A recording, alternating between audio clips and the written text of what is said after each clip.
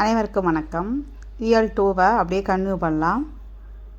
பிரம்மம் அப்படிங்கிறது ஒரு துணைப்பாடம், ஒரு கதை தான். பிரபஞ்சன் அவர்கள் எழுதுனது. இது கிட்டத்தட்ட ஒரு வீட்டில் நியூவாக குடி போடுறாங்கங்க. அங்கே முன்னாடி கொஞ்சம் இடம் இருக்குது. அதில் என்னென்ன பண்ணலாம்னு ஒவ்வொருத்தரும் ஒவ்வொரு ஐடியா கொடுக்கும்போது கடைசியாக ஒரு முருங்கை மரத்தை நடலாம் அப்படின்னு ஃபைனலைஸ் பண்ணி நடுறாங்க. அந்த பற்றின ஒரு கதை தான் இது. வெறும் கதை தான். இதில் நம்ம அதனால் இந்த பிரபஞ்சன் அவர்களை பற்றி டீப்பாக தெரிஞ்சுக்கலாம். உள்ளே நான் படித்து பார்த்தா அதில் வேறு இம்பார்ட்டண்ட்டாக பாயிண்ட்ஸ் இருக்க மாதிரி இல்லை. இந்த முருங்கை மரத்தை பற்றி தான் சொல்லியிருக்கிறாங்க, வேறு எதுவும் கொடுக்கலைங்க. அதுக்கப்புறம் பார்த்திங்கன்னா இந்த பெரிய ஒரு காற்று மாதிரி வீசுது. அப்போ அந்த முருங்கை மரம் கீழே விழுந்துருது. அதை அந்த அந்த இமோஷன்ஸ் அவர் வெளிப்படுத்தியிருக்கார் அந்த கதையில். ஆனால் அவருக்கு ஒரு நிம்மதி பெருமூச்சு என்னென்னா, அந்த துண்டாகி நின்ற மரத்துலேருந்து ஒரு சின்னதாக ஒரு கிளை நெக்ஸ்ட் டே வந்துருச்சு அப்படிங்கிற மாதிரி அவர் சொல்லி சந்தோஷப்பட்டிருக்காரு. அதுதான் இந்த துணைப்பாடம் கொடுத்துருக்காங்க. இதில் நூல்வெளியை தெரிஞ்சுக்கலாம். பிரபஞ்சன் அவர்களோட இயற்பெயர் வைத்தியலிங்கம். அவர் புதுச்சேரியை சேர்ந்தவர். இவரும் சிறுகதை, புதினம், நாடகம், கட்டுரை என எல்லாத்துலேயுமே இயங்கி வந்திருக்காரு. இவர் எழுதிய நமக்கு கொடுத்துருக்காங்க இல்லையா, பிரம்மம் அப்படிங்கிற ஒரு சிறுகதை பிரபஞ்சன் சிறுகதைகள் அப்படிங்கிற தொகுப்புலேருந்து எடுத்து நம்மளுக்கு கொடுத்தது தான் இது. அதுக்கப்புறம் முக்கியமானது என்னென்னா, இவர் சாகித்ய அகாடமி விருது வாங்கியிருக்காரு. எதற்காக வாங்கினார் அப்படின்னா, வானம் வசப்படும் அப்படிங்கிற ஒரு வரலாற்று புதினத்திற்காக வாங்கினார். எப்போ வாங்கினார் அப்படின்னா 1995 அப்போ வாங்கியிருக்கார். அப்போது வானம் வசப்படும் என்ற புதினத்தை எழுதியவர் யார்? பிரபஞ்சன். வானம் வசப்படும் என்பது எந்த ஒரு சப்ஜெக்ட் பற்றின புதினம் அப்படிங்கிற வரலாற்று புதினம். சாகித்ய அகாடமி விருது பிரபஞ்சன் அவர்கள் எந்த புதினத்துக்காக வாங்கினார்? வானம் வசப்படும். எந்த ஆண்டு வாங்கினார்? 1995 ஆண்டு வாங்கினார். அடுத்தது பாருங்கள், இவருடைய படைப்புகள் தெலுங்கு, கன்னடம், ஹிந்தி, பிரெஞ்சு, ஆங்கிலம், ஜெர்மன் உள்ளிட்ட மொழிகளில் மொழிபெயர்க்கப்பட்டுள்ளன. ஸோ இவருடைய இயற்பெயர் வைத்தியலிங்கம், புதுச்சேரியை சேர்ந்தவர். இவர் நம்மளுக்கு கொடுத்துருக்க பிரம்மம் அப்படிங்கிற சிறுகதை பிரபஞ்சன் சிறுகதைகள் எடுத்து கொடுத்துருக்காங்க. வானம் வசப்படும் என்ற வரலாற்று புதினத்திற்காக இவர் சாகித்ய அகாடமி விருதை 1995 வாங்கியுள்ளார். அவ்வளோதான். அது கீழே கொடுத்துருக்காங்க பாருங்கள். தொன்று தொட்டு இன்று வரை நின்று நிலவும் ஊர்களுள் ஒன்று, முன் தோன்றிய மூத்த குடி. இதில் பல்பல பலவின் பயங்கெழு கொல்லி அப்படின்னு அகநானூரில் வர லைன்ஸ் கொடுத்துருக்கா இல்லைங்களா. பல்பல பலவின் பயங்கெழு கொல்லி. அதில் கொல்லி அப்படிங்கிறது எந்த ஊரை குறிக்குதுன்னா கொல்லிமலை. இது எந்த மாவட்டத்தில் இருக்குதுன்னா நாமக்கல் மாவட்டம். கொல்லிங்கிறது மென்ஷன் பண்ணுறது எந்த ஊரைனா கொல்லிமலையை. எந்த மாவட்டத்தில் இருக்குன்னா நாமக்கல் மாவட்டம். பல்பல பலவின் பயங்கெழு கொல்லி அப்படிங்கிறது அகநானூரில் லைன்ஸு. இது லைனை கொடுத்து எந்த நூல்னு கேட்கலாம். அகநானூறு. அதில் குறிப்பிடப்படும் ஊர் நாமக்கல் மாவட்டத்தில் உள்ள கொல்லிமலை. அவ்வளோதாங்க. நீ அடுத்து வாங்க இலக்கணம் பார்க்கலாம். இலக்கணம் இப்போ நம்ம பார்க்க போகிறது ரொம்ப ரொம்ப முக்கியமான இலக்கணம். தொகாநிலைத்தொடர். தொகாநிலைத்தொடர். அதுக்கு முன்னாடி பேசிக் கொடுத்துருக்காங்க பாருங்கள். அதை சும்மா ரீகால் பண்ணிக்கலாம். சொற்கள் தொடர்வதை என்னென்னு சொல்லுவோம்? சொற்கள் தொடர்ந்து வரதை தொடர்னு சொல்லுவோம். அதில் பொருள் முடிவு தராவிட்டால் முடியாத தொடர். பொருள் முடிவு தந்துருச்சுன்னா அது முற்று தொடர் அப்படிங்கிறாங்க. சரிங்களா? ஒரு தொடரில் சொற்களுக்கு இடையில் சொல்லோ உருபோ மறைந்து வராமல் வெளிப்படையாக பொருளை உணர்த்துவது தான் தொகாநிலை தொடர். ஒரு தொடரில் சொற்களுக்கு நடுவில் எந்த விதமான ஒரு சொல்லோ ஒரு உருபோ மறைஞ்சே வராமல் டைரெக்டாக நம்மளுக்கு அதை மீனிங் சொல்கிறது தான் தொகாநிலை தொடர். எடுத்துக்காட்டு பாருங்கள். காற்று வீசியது. காற்றுங்கிறது ஒரு சொல், வீசியதுங்கிறது ஒரு சொல். நடுவில் வேறு எக்ஸ்ட்ரா ஒரு சொல்லோ உருபோ மறைஞ்சு வரல, நமக்கு டைரெக்டாக நமக்கு பொருள் கொடுக்குது. காற்று வீசியது. அவ்வளோதான். இந்த மாதிரி வர்றது தான் தொகாநிலை தொடர். தொகாநிலை தொடர் 9 வகைப்படும். இதை நம்ம நம்மளோட பிளேலிஸ்ட்டில் அதாவது இலக்கணத்தோட வகைகள் தனியாக ஒரு வீடியோவாக கொடுத்துருக்கோம். அதை ஒரு வாட்டி எலிஜிபிலிட்டி டெஸ்ட் அட்டன் பண்ணக்கு முன்னாடி போட்டு பார்த்துக்குங்க. ஏன்னா எத்தனை 2 வகைப்படும், 3 வகைப்படும், 4 வகைப்படும். இப்போ நம்ம படிக்க ஈஸியாக இருக்கும். லைனாக படிக்கும்போது ஒன்றும் தெரியாதுங்க. இங்கே போனோடனே கொஞ்சம் குழப்பம். 4 வகையா 6 வகையா எத்தனை வகை படித்தோன்னு அதை நான் தனித்தனியாகவே எத்தனை வகைப்படுங்கிறதுக்காகவே தனியாக ஒரு வீடியோ போட்டிருக்கோம். அதையும் தெரிஞ்சு வச்சிட்டிங்கன்னா உங்களுக்கு வந்து ஒவ்வொன்றும் எத்தனை வகைப்படுங்கிற போது குழப்பம் வராது. இல்லை அப்படின்னா பின்னாடி இலக்கணம் எழுதிட்டு வாங்க, ஒரு பேஜில் ஒரு நோட்டில் ஒரு பின்னாடி இருந்து ஒரு சைடு எழுதிட்டு வாங்க. அதில் பார்த்திங்கன்னா இது வர 10th புக்கில் என்ன நடக்குதோ அதையாவது அட்லீஸ்ட் வர நோட் பண்ணிகிட்டே வாங்க. இந்த வகைகள் கண்டிப்பாக தெரிஞ்சுக்கணும். ஏன்னா ஏதாவது ஒரு வகைகள் எத்தனை வகைப்படும் கண்டிப்பாக கேட்பாங்க. ஸோ அதில் ஒரு 1 மார்க் நம்ம அடிச்சிடலாம். இப்போ பாருங்கள், தொகாநிலை தொடர் 9 வகைப்படும். 1 by 1 பார்க்கலாம். ஃபஸ்ட்டு ஒன் பாருங்கள், எழுவாய் தொடர். எழுவாயுடன் பெயர், வினை, வினா ஆகிய பயனிலைகள் சேர்ந்து வருவது எழுவாய் தொடர். இப்போ பெயர்னா என்ன? நவுனு. அப்போ இனியன், கவிஞர். வினைனா என்ன? ஒரு ஆக்ஷன், ஒரு வேர்பு. இப்போ காவிரி பாய்ந்தது. இப்போ அது வினை. காவிரிங்கிறது நேமு, பாய்ந்தது அப்போ அது ஒரு வேலை, அதுதான் வினை. பேருந்து வருமா அப்படின்னு வினா எழுப்புறாங்க. ஸோ பெயர், வினை, வினா ஆகிய பயனிலைகள் தொடர்வது எழுவாயுடன். எழுவாய் எது? இனியன். சரிங்களா? இனியன் அப்படிங்கிறது எழுவாய். கவிஞர், இனியன் கவிஞர், அப்போ அது வந்து பெயர். காவிரி பாய்ந்தது. ஸோ காவிரிங்கிறது எழுவாய், பாய்ந்ததுங்கிறது ஒரு வினை. பேருந்துங்கிறது எழுவாய், வருமா அப்படிங்கிறது ஒரு கொஸ்டின். ஸோ ஒரு எழுவாயுடன் பெயரோ, வினையோ, வினாவோ ஆகிய பயனிலைகள் தொடர்வது எழுவாய் தொடர். இப்போ ஃபஸ்ட் ஒன்னில் பார்த்தீங்கன்னா இனியன் கவிஞர், அது பார்த்திங்கன்னா எழுவாயுடன் பெயர் தான் வருது. கவிஞருங்கிறது பெயர் தான். ஸோ எழுவாயுடன் பெயர். அடுத்த எக்ஸாம்பிள் வந்து எழுவாயுடன் வினை. அடுத்த எக்ஸாம்பிள் வந்து எழுவாயுடன் வினா. இந்த மாதிரி எழுவாயுடன் பெயரோ, வினையோ, வினாவோ ஆகிய பயனிலைகள் தொடர்வது எழுவாய் தொடர் ஆகும். ஓகேங்களா? அடுத்தது செகண்ட் ஒன், விழித்தொடர். அதாவது விழியை தொடர்ந்து வினை அமைவது விழித்தொடர். விழியை தொடர்ந்து விழி அமைவது விழித்தொடர். அதில் பாருங்கள், நண்பா எழுது அப்படின்னா, நண்பா அப்படிங்கிறது விழிப்பெயர் இல்லைங்க, கூப்பிட்றது. அவ்வளோதான். விழிப்பெயர் நான் கூப்பிட்றது, விழிக்கிறது. இந்த மலையாளம் சொல்லுவாங்களா, எந்த விழிக்க அப்படிங்கிற மாதிரி சொல்லுவாங்களா, அப்போ என்னத்தை எது கூப்பிட்ற, அந்த மாதிரி விழிக்கிறது. இப்போ நண்பா என்னும் விழிப்பெயர், எழுது என்னும் பயனிலையை கொண்டு முடிவது, அதனால் அது வந்து விழித்தொடர். நண்பா அப்போ விழிப்பெயர், நண்பா எழுது அப்போ அது விழிப்பெயர். சரிங்களா? அடுத்தது வினை முற்றுத்தொடர். அதாவது ஒரு தொடரின் இறுதியில் இடம்பெற வேண்டிய வினைமுற்று வந்து தொடரின் முதலில் அமைந்து பெயரை கொண்டு முடிகிறது. அப்படியே ரிவர்ஸில் வருதுன்னு வச்சுக்கோங்களேன். முதல்ல வந்து வினைமுற்று வந்துடுது, அப்புறமா வந்து ஒரு பெயர் வருது, அது வந்து வினைமுற்று தொடர். வினையில் ஆரம்பித்தா வினைமுற்று தொடர் அப்படி ஞாபகம். பாடினாள் கண்ணகி, அவ்வளோதான். பாடினாள் கண்ணகி. பாடினாள்ங்கிறது ஒரு வினை இல்லையா? பாடுறது வினை, ஒரு செயல், ஒரு வேலை. ஸோ அது முன்னாடி வரும். வினைமுற்று தொடர்னா வினை முன்னாடி வரும், ஞாபகம் வச்சுங்க. பாடினாள் கண்ணகி, அவ்வளோதான். அடுத்தது பாருங்கள், பெயரச்ச தொடர். ரொம்ப ரொம்ப ரொம்ப ஈஸிங்க. பெயர் சொல்லை கொண்டு வருது இல்லைங்களா? முற்று பெறாத வினை பெயர் சொல்லை கொண்டு முடிவது பெயரச்ச தொடர். பாருங்க, கேட்ட பாடல். ஆ சவுண்டு வருதா? அப்பயே சொல்லிக்கோ, ஆ சவுண்டு வந்தால் பெயரச்சம். ஸோ கேட்ட ஆ சவுண்டு வருதுங்களா? கேட்ட அதனால் வந்து பெயரச்ச தொடர். அடுத்தது பாருங்கள், வினையெச்சம். அதே மாதிரி தான், முற்று பெறாத வினை வினைச்சொல்லை கொண்டு முடிவது வினையெச்ச தொடர்.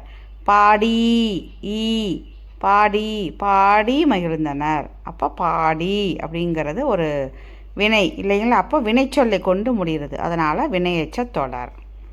அவ்வளோதான். அடுத்தது 6th ஒன் பார்த்திங்கன்னா வேற்றுமை தொடர். வேற்றுமையிலே ஆன்சருக்கு வாங்க. வேற்றுமை உறுப்புகள் வந்து வெளிப்படையாக வந்துருச்சுன்னா அது வந்து வேற்றுமை தொகாநிலை தொடர். அவ்வளோதான். நம்ம வேற்றுமை படிச்சிருக்கோம் இல்லைங்களா? முதல் வேற்றுமை, 2ஆம் வேற்றுமை அந்த மாதிரி படிச்சிருப்போம் இல்லைங்களா? அதில் பாருங்கள், ஃபஸ்ட்டு ஒன்று எடுத்துக்காட்டு கொடுத்துருக்கான் பாருங்கள். கட்டுரையை படித்தாள், கட்டுரையை படித்தாள், கட்டுரையை. அப்போ ஐ பாருங்கள், அந்த 2ஆம் வேற்றுமை உறுப்புன்னு படிச்சிருப்போம். ஐங்கிறது ஐயாள்கு, ஐயாள்கு இன்னதுகன் இல்லைங்களா? அதில் ஐ தானே 2ஆம் வேற்றுமை உறுப்புன்னு படிச்சிருப்போம். அது பாருங்கள், வெளிப்படையாக வந்துருச்சு. அந்த மாதிரி வந்து வேற்றுமை வரும்போது வெளிப்படையாக வந்துச்சுன்னா அது வந்து வேற்றுமை தொகாநிலை தொடர். அடுத்தது பாருங்கள், அன்பால் கட்டினார். ஆள், இப்போ ஆள் 3ஆம் வேற்றுமை தொகாநிலை தொடர். அறிஞருக்கு பொன்னாடை, அறிஞருக்கு கு கு, ஐயாள் கு, அப்போ 4ஆம் வேற்றுமை தொகாநிலை தொடர். ஐயாள் கு இன் அது கண் அப்படியா வச்சுங்க. ஐ வந்து 2வது. முதல் வேற்றுமைக்கும் 8ஆம் வேற்றுமைக்கும் வேற்றுமை உறுப்பு வந்து கிடையாது, சும்மா ஜென்ரலாக தெரிஞ்சுக்குங்க. ஐயாள் கு இன்னதுகன்னு சொல்லுவோம். அப்போது ஐயிலேருந்து ஆரம்பிக்கிறது ரெண்டாவது ஐ, ஆள் மூணாவது, கூ நாலாவது, இன் அஞ்சாவது, அது ஆறாவது, கண்ணு ஏழாவது. எட்டாம் வேற்றுமைக்கும் ஒன்றாம் வேற்றுமைக்கும் உருபு கிடையாது. ஸோ அதெல்லாம் சும்மா தெரிஞ்சு வச்சுக்கோங்க. அந்த மாதிரி சென்டென்ஸ் கொடுத்தாலும் கண்டுபிடிக்க தெரியும் நம்மளுக்கு. அடுத்தது இடைச்சொல் தொடர். நிலைமொழியில் பெயர் வினைச்சொல்லின் முன்போ பின்போ இடைச்சொல் சேர்ந்து வருவது இடைச்சொல் தொடர். இடைச்சொல் வந்து பாருங்கள், இந்த மற்று, ஒன்று, இதில் பாருங்கள், இதில் மற்று அப்படிங்கிறது இடைச்சொல் இல்லைங்களா? ஸோ அதாவது நிலைமொழியின் பெயர் வினைச்சொல்லோட முன்னாடியோ இல்லை பின்னாடியோ இடைச்சொல் வந்து சேர்ந்து வந்ததுன்னா அது வந்து இடைச்சொல் தொடர். நிலைமொழியில் பெயர் இல்லைன்னா வினைச்சொல்லின் முன்போ பின்போ இடைச்சொல் சேர்ந்து வந்ததுன்னா இடைச்சொல் தொடர். மற்றொன்று கிடைத்தது, மற்று அப்படிங்கிறது இங்கே இடைச்சொல். அந்த மாதிரி வந்து இடைச்சொல் தொடர். அடுத்தது உரிச்சொல் தொடர். நல்லாவே நம்மளுக்கு தெரியும்.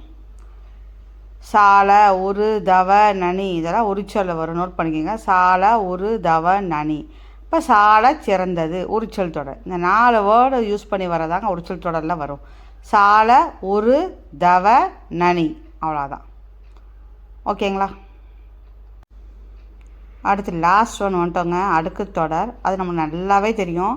ஒரு சொல் 2 or 3 டைம்ஸ் வந்து ரிப்பீட்டடாக வர்றது வந்து அடுக்கு தொடர். அவ்வளோதான்.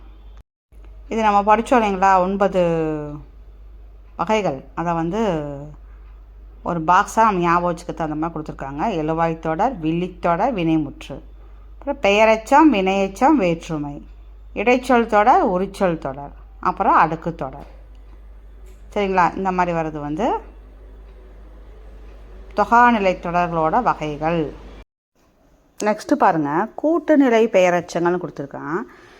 அது பெயர்லேயே ஆன்சர் இருக்குது, பயந்துக்காதீங்க. கூட்டுநிலை பெயரெச்சங்கள் அவ்வளோதாங்க. அதாவது ஒன்றுக்கு மேற்பட்ட எச்சங்களை சேர்ந்து பெயரை கொண்டு முடியும் கூட்டுநிலை பெயரெச்சங்களை இக்காலத்தில் வந்து பெருசாக பயன்படுத்துகிறோன்னு போட்டு அது எப்படி கொடுத்துருக்காங்க பாருங்கள். வேண்டிய, கூடிய, தக்க, வல்ல முதலான பெயரெச்சங்களை செய என்னும் வாய்ப்பாட்டு வினையெச்சத்துடன் சேர்ப்பதன் மூலம் கூட்டுநிலை பெயரெச்சங்கள் உருவாகின்றன. அதாவது வேண்டிய, கூடிய, தக்க, வல்ல ஆகிய பெயரெச்சங்களை செய என்னும் வாய்ப்பாட்டு வினையெச்சத்துடன் சேர்ப்பதன் மூலம் கூட்டுநிலை பெயரெச்சங்கள் உருவாகின்றன. அது எடுத்துக்காட்டு பார்த்திங்கன்னா புரியும். கேட்க வேண்டிய பாடல், சொல்லத்தக்க செய்தி, இதை கூட்டுநிலை பெயரெச்சம். இல்லை வேண்டிய, கூடிய, தக்க, வல்ல அப்படிங்கிற பெயரெச்சங்களை வந்து நம்ம வந்து செய என வாய்ப்பாட்டு வினையெச்சத்துடன் சேர்ப்பதன் மூலம் கூட்டுநிலை பெயரெச்சங்கள் உருவாகின்றன. நெக்ஸ்ட்டு பார்த்திங்கன்னா இந்த இயலோட எண்டில் வந்து கொடுக்குற 1 மார்க்ஸ் வந்து கொடுத்துருக்காங்க. அதை அந்த பயிற்சியை மட்டும் அதில் முக்கியமானது மட்டும் எல்லாத்தையும் படிச்சுட்டு படிக்கலாம். பாருங்கள், இந்த 1 மார்க்ஸோட ஆன்சரு. பரிபாடல் அடியில், விசும்பில், இசையில் ஆகிய சொற்கள் குறிப்பவை எவை? பரிபாடல் அடியில் வந்து விசும்பில், இசையில். விசும்பு அப்படிங்கிறது வானம்னு படித்தோம். இசைங்கிறது இங்கே வந்து பேரொளி. அப்போ விசும்பில் அப்படிங்கிறது வானம், இசை பேரொளி, அவ்வளோதான். ஸோ ஆப்ஷன் வந்து இ. இதில் எது கரெக்டுன்னு கேட்டிருக்காங்க. ஆக்சுவலாக பார்த்தோம்னா ஒவ்வொரு ஆண்டும் ஜூன் 15 வந்து உலக காற்று நாள் அப்படிங்கிறா, அது கரெக்டு தான். உலக காற்று நாள் அது கரெக்டு தான். செகண்டில் பார்த்தீங்கன்னா காற்றாலை மின் உற்பத்தியில் இந்தியாவில் தமிழ்நாடு 2ஆம் இடம், அதுதான் தப்பு. ஏன்னா தமிழ்நாடு முதலிடம்னு படித்தோம். இந்தியாவில் தமிழ்நாடு ஃபஸ்ட்டு பிளேஸ், முதலிடம்னு படித்தோம். ஸோ செய்தி 2 வந்து தப்பு. செய்தி 3 படித்து பாருங்கள். இந்தியாவிற்கு தேவையான மழை அளவில் 70 விழுக்காடு மழையை நாம் தென்மேற்கு பருவக்காற்றாக கொடுக்கிறேன். ஆமாம், தென்மேற்கு பருவக்காற்று தான் நம்மளுக்கு 70% வந்து மழை தருகிறதா தகவல் கொடுத்துருக்காங்க. ஸோ 1, 3 சரி, 2 மட்டும் தவறு. சரிங்களா? அடுத்தது இந்த பொருந்தும் விடை வரிசையை தேர்ந்தெடுக்க. இதில் வந்து மேட்ச் அப்படியே நீங்கள் மேட்சை மட்டும் பார்த்து வச்சுக்கோங்க. கொண்டல் அப்படிங்கிறது கிழக்கு. இது நம்ம எடுக்கும் போதே சொல்லியிருப்போம். ரெட்டை கொம்புக்கு ரெட்டை கொம்புன்னு ஞாபகம் வச்சுக்கோங்க. கோடை மேற்கு, கோடை மேற்கு. அதே மாதிரி வாடை வடக்கு, வாடை வடக்கு. தென்றல் தெற்கு, தென்றல் தெற்கு. இப்போ கொண்டல் தான் கிழக்குன்னு மட்டும் படிச்சிங்கன்னா போதும். மீதியெல்லாம் க்ளூ வச்சுடுதலாம். கோடைங்கிறது மேற்கு, வாடை வடக்கு, தென்றல் வந்து தெற்கு. அடுத்து 4th ஒன் மகிழுந்து வருமா. மகிழுந்து வருமானு கேட்குறாங்க. மகிழுந்துங்கிறது இங்கே ஒரு எழுவாய், அதனால் இது எழுவாய் தொடர் அப்படின்னு நோட் பண்ணிக்கிறேன். அதில் ஏதாவது ஆன்சர் சேஞ்சஸ் இருந்தால் கமெண்டில் போடுங்க, செக் பண்ணிக்கலாம். அடுத்தது 5th ஒன் அறிஞருக்கு நூல் அறிஞரது நூல். அறிஞருக்கு கு, அறிஞரது அது. அப்போது இதெல்லாம் வந்து வேற்றுமை உருபு வந்திருக்கு இல்லைங்களா, அதனால் 5வதுக்கு ஆ வேற்றுமை உருபு. அவ்வளோதாங்க. இந்த ஆன்சர் வந்து நல்லா நோட் பண்ணிக்கோங்க.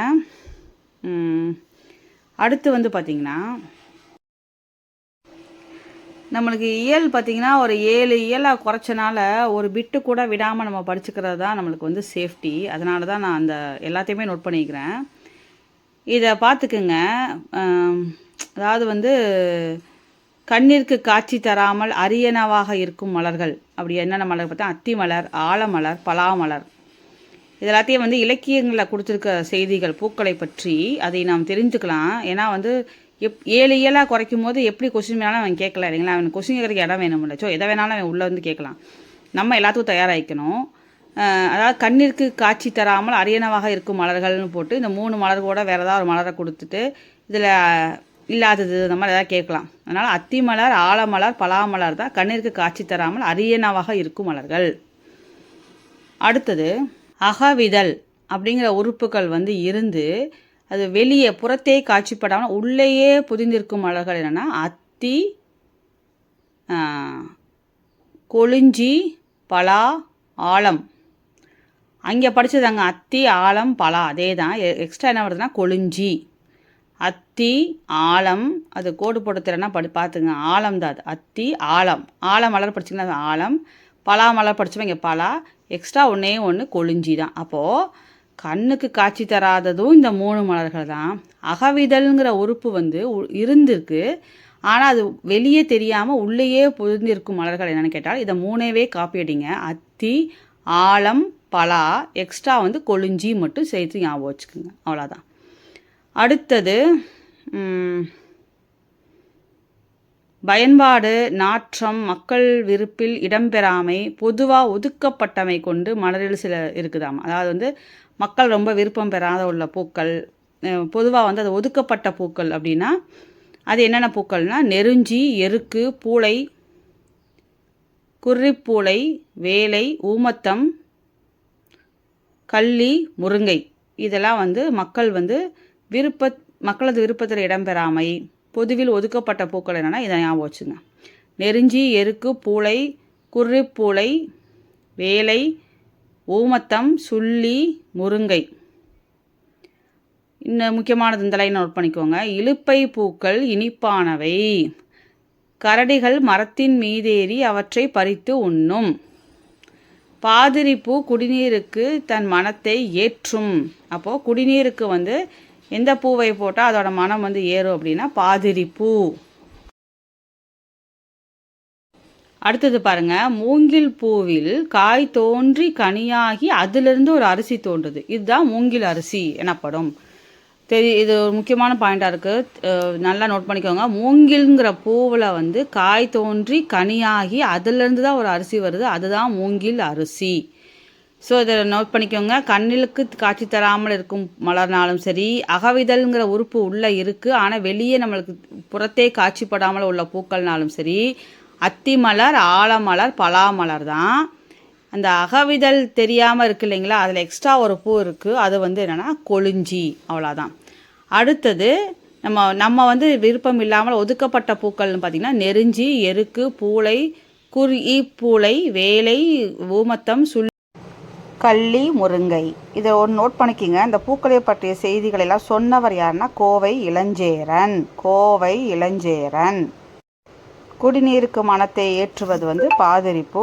கரடிகள் மரத்தின் மீதேறி சாப்பிடும் பூ வந்து இலுப்பை பூக்கள் வந்து இனிப்பாக இருக்கும்.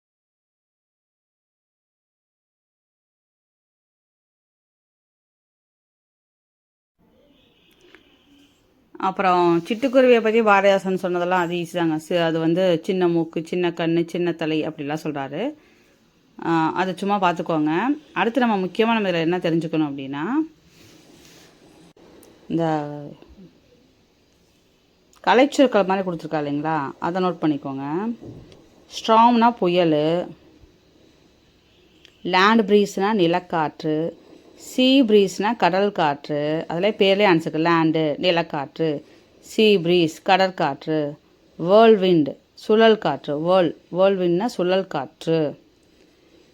அடுத்தது டெம்பஸ்ட் வன்புயல், டெம்பஸ்ட் வன்புயல். சூறாவளி டோர்னேடோ, டோர்னேடோங்கிறது சூறாவளி. இப்போ ஸ்ட்ராம்னா புயல், டோர்னேடோ சூறாவளி, டெம்பஸ்ட் வன்புயல். ஸ்ட்ராம்னா புயல், டெம்பஸ்ட்னா வன்புயல், லேண்ட் ப்ரீஸ் நிலக்காற்று, சீ ப்ரீஸ் கடற்காற்று, வேர்ல்விண்ட் வந்து சுழல் காற்று. கீழே உள்ள அறிவை விரிவு செய்ய நோட் பண்ணி வச்சுக்கோங்க. குயில் பாட்டு பாரதியார் நல்லா தெரியும். அதோ அந்த பறவை போல முகமது அலி, அதோ அந்த பறவை போல முகமது அலி ரொம்ப ரொம்ப முக்கியம், பார்த்துக்குங்க. உலகின் மிகச்சிறிய தவளை, அது எழுதினவர் யாருன்னா எஸ் ராமகிருஷ்ணன். உலகின் மிகச்சிறிய தவளை எஸ் ராமகிருஷ்ணன். இதில் யார் யார் எந்தெந்த நூலை வந்து எந்தெந்த நூலாசிரியர்கள் எழுதுனாங்கிறத நம்ம தனியாக வந்து கொடுத்துருக்கோம், ப்ளேலிஸ்ட்டில். நூலாசிரியர் அப்புறம் இலக்கண வகைகளும் தனியாக கொடுத்துருக்கோம். அதை பார்த்தீங்கன்னா உங்களுக்கு எல்லா எக்ஸாமுக்குமே உங்களுக்கு யூஸ் ஆகும். ஏன்னா நூலாசிரியர் நல்லாவே தெரிஞ்சுக்கணும். குயில் பாட்டு பாரதியார், அதோ அந்த பறவை போல முகமது அலி, உலகின் மிகச்சிறிய தவளை வந்து எஸ் ராமகிருஷ்ணன். ஸோ இதை நல்லா நோட் பண்ணிக்கோங்க. இதோட வந்து இயல் 2 ஃபுல்லாக கம்ப்ளீட் ஆகுது. இயல் 1 ஏற்கனவே முடிச்சு டெஸ்ட் எழுதியாச்சு. இயல் 2ல் தான் நம்ம இன்னும் டெஸ்ட் எழுதலை. ஸோ இது எல்லாமே குட்டி குட்டி லெசன் தான். ஸோ இயல் 2வை வந்து மொத்தமாக சேர்த்து ஒரே டெஸ்ட்டாக வச்சுக்க முடிஞ்சால் வச்சிடலாம். நீங்கள் படிக்க ஆரம்பிங்க. நிறையா கொஷின் வந்தது அப்படின்னா 2 டெஸ்ட்டாக ஸ்ப்ளிட் பண்ணி அப்லோட் பண்ணுறேன், இல்லைனா ஒரே டெஸ்ட்டாக வச்சு பார்த்துக்கலாம். தொடர்ந்து படிங்க. டெய்லி ஒரு ½ அன் ஹவர் ஸ்பெண்ட் பண்ணுங்கள். நன்றி, வணக்கம்.